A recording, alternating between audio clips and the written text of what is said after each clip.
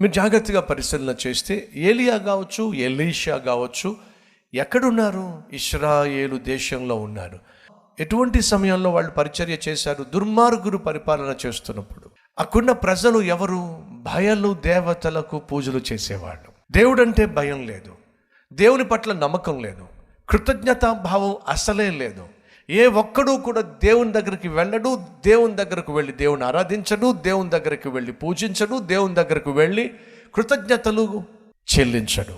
అలాంటి ప్రజల మధ్య ఎవ్వరూ దేవునికి లెక్క, దేవునికి భయము, దేవుడంటే భీతి లేనటువంటి ప్రజల మధ్య ఓ ఆత్మీయుడు, వాళ్ళు ఇస్తే ఏమిటి, ఇవ్వకపోతే ఏమిటి, వాళ్ళు కృతజ్ఞత కనపరిస్తే ఏమిటి, కనపరచకపోతే ఏమిటి, వాళ్ళు పట్టించుకోకపోతే ఏమిటి, నేను పట్టించుకుంటే ఏమిటి, నేను మాత్రం నా దేవునికి కృతజ్ఞత కలిగి ఉంటాను.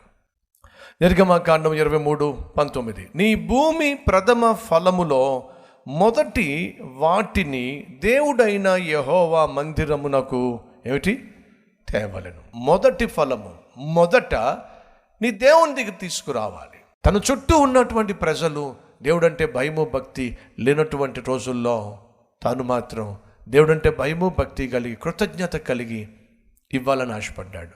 కొన్నిసార్లు మనకు కావలసినంత అన్నం దొరకపోవచ్చు, గుప్పెడు మెతుకులే దొరకవచ్చు.